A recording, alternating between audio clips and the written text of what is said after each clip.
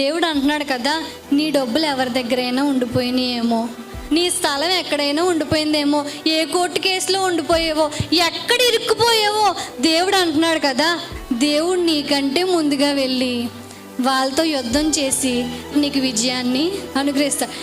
ఏదైనా సమస్యలో ఎన్నో సంవత్సరాల నుంచి అవ్వదు మాందం వెనక్కి ముందుకి అయిపోతుంది.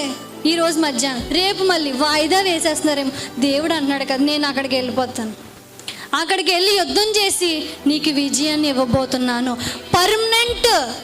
పర్మనెంట్ సొల్యూషన్ నేను అనుగ్రహించబోతున్నాను. పర్మనెంట్గా అది తుడిచేస్తాను.